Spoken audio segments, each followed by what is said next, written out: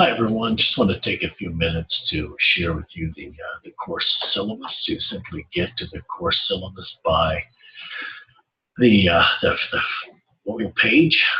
Just simply click here, and you will see it will bring you to the syllabus.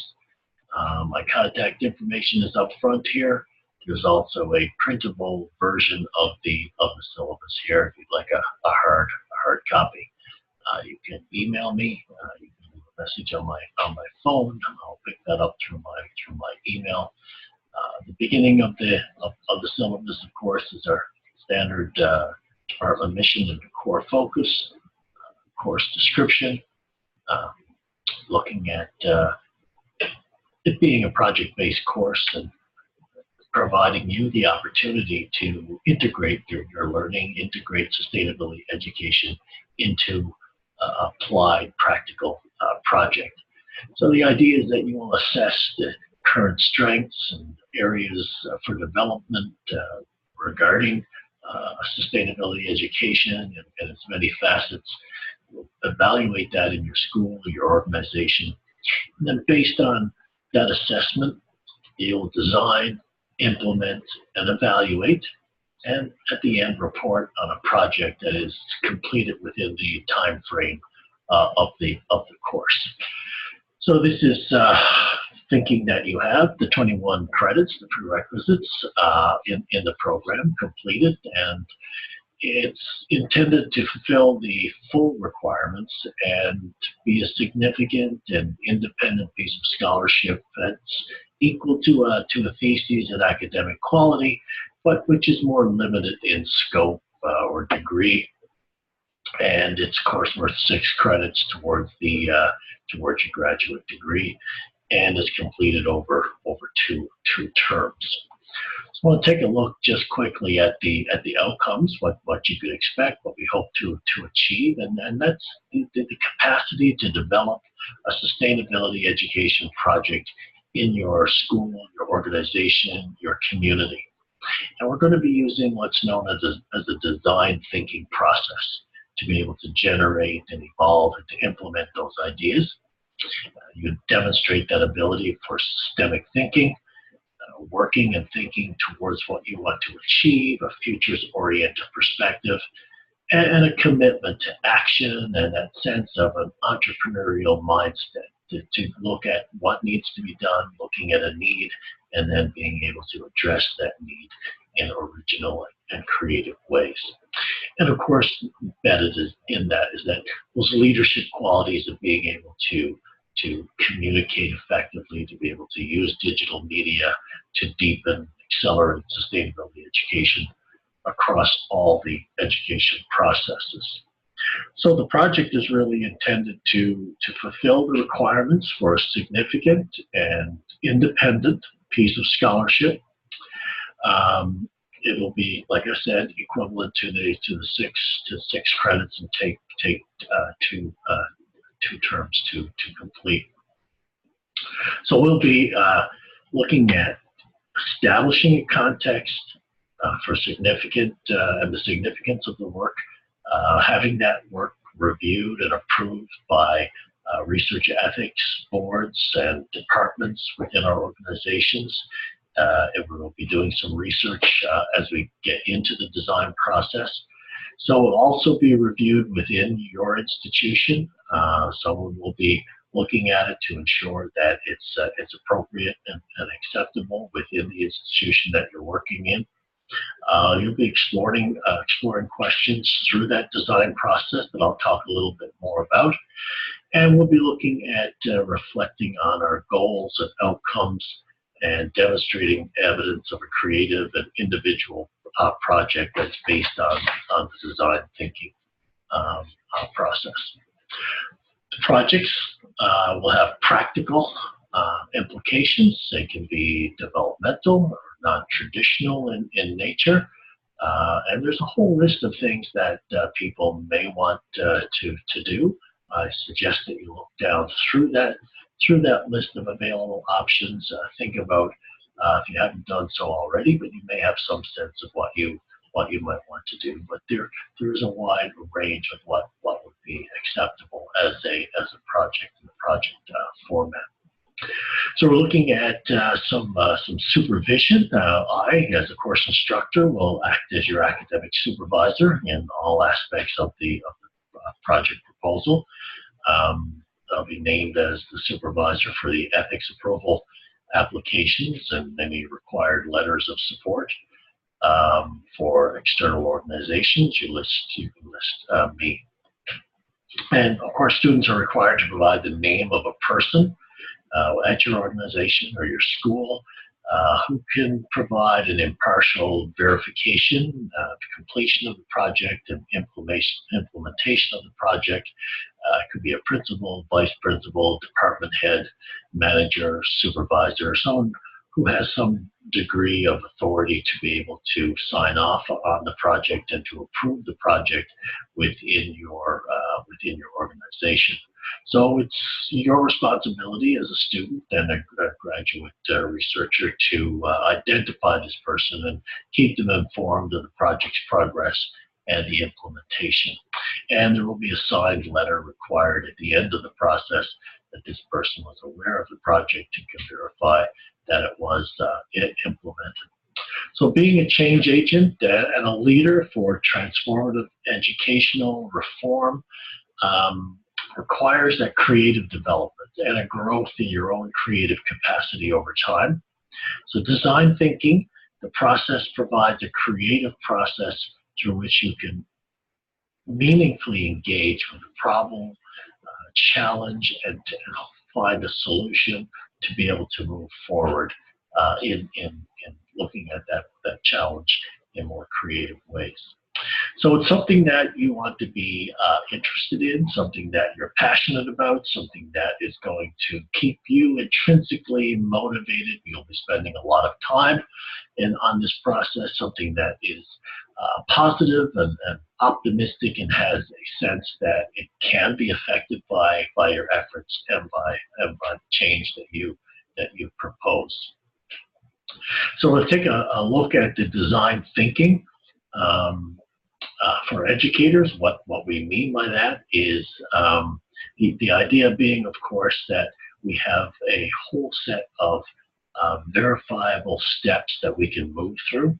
And the first step in the design process is idea generation. And we're going to be spending a fair amount of time ensuring that we have the right idea, the right project, because everything stems from that. We'll be looking at the Stanford School approach to design thinking. We'll be drawing down on this pretty extensively. It's available for full download. I'll talk about that in a minute. So that first phase is the discovery phase, which we'll be jumping into immediately. Our timelines are fairly tight. We want to make sure that we get things started moving along as seamlessly as possible, because when certain steps are kind of out of our control and we're looking for approvals, we have to ensure that we're moving along as quickly and efficiently as possible.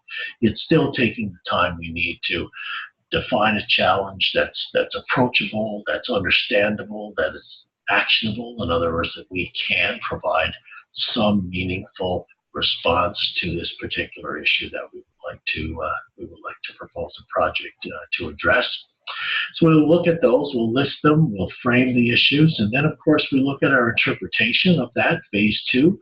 We'll do some research to see what's been done, sharing our stories. We're looking at other places that may have had similar issues, what they've been done, finding that search for meaning, the themes, getting a sense, looking for outside input, and making those actionable connections between what we would like to do and what's been done. So phase three, we move through, we generate those ideas, select the most promising ideas. We look at the pros and the cons and the reality checks, the barriers and the opportunities, and then of course we describe them. Phase four of the design thinking process is experimentation. What is this going to look like? We kind of visualize it, storyboard it, mock it up, get a good sense of how this is going to move forward. What are the steps involved? What do we anticipate? We share that with people, we get feedback, we capture that feedback, we integrate the feedback, and then we evolve in phase 5. We continue to move through, build partnerships, track the indicators we're going to be looking for, document our progress as we move through towards implementation, full implementation. So looking at some timelines, like I said, I'm moving through quickly, but you guys can spend some time with this. We'll be looking at week 1, term 1, jumping right into introducing the course, thinking deeply about design thinking, defining our challenge. We want to get right onto that by week 3. We've got a couple of pages where we're thinking about our ideas. So we want to get moving on that as quickly as possible so that we're ready for week 5, about a month's time, putting our applications for ethics. We're going to be doing some research, preliminary research, asking questions, doing some survey work, focus group work, perhaps getting a sense of what people are looking for, what they think of our project, getting that feedback, and that requires some research. So we need ethics applications for that, and we want to be able to move that through as quickly and as seamlessly as possible. So we move through week 6 and 7, exploring the possibilities, and then developing a full proposal. By proposal, we mean putting it on the table, what it is that we'd like to do, and getting a sense of where we're going to be moving forward. There'll be more information on all these steps, of course, as we get to those points. And then term 2, it's the implementation phase. We're looking forward to from April until June, July, perhaps. When we clue things up is the implementation phase. So you can have a quick look at what these timelines entail. Final presentation, midterm, we're going to be looking at some topics that will be really important to us as we move forward. Perhaps applying for grants and funding. It's not a requirement to get funding, certainly, but we'll be looking at that because as change leaders, we need those kinds of skills to be able to move forward into our future leadership opportunities. Okay, so we'll talk a little bit about applying for ethics approval. I think people have maybe the Tri-Council policy already completed as a part of their research course. So we'll be spending a little bit of time on that. Perhaps it'll be just a review for many of us. We're going to be looking at some publication opportunities, perhaps, looking at ways of disseminating the results, and their evaluation there at the end. You can take some time to see what the evaluation entails. It's very much sequential, lockstep, building on different aspects of the process. The process is as important as the final product, so we have to show that evidence that we are moving through making those decisions based on sound feedback and sound evidence that we're receiving as we move through our design phase and into our implementation phase. At the end here, we just have some notes on special needs and accommodations. If you need anything like that, then note on grades. You can take some time to look through. If there's any issues around late assignments or deadlines that cause you some difficulty, just keep the lines of communication open as we move through. So we did some really exciting work last year with last year's group, and I'm really looking forward to this year as well. As I said before at the top, take a few minutes, read through, get a sense of what's involved, get yourself in a frame of mind where you understand where we'll be going. So take a few minutes to work your way through this. If you have any questions, big questions at this point, be sure to reach out to me, and we can work through whatever questions you may have together. So yeah, it's quick. I don't want to take too much time, but just a quick overview of the course syllabus. And as I said, as we move forward, there'll be more information coming. Good. Okay. Talk soon.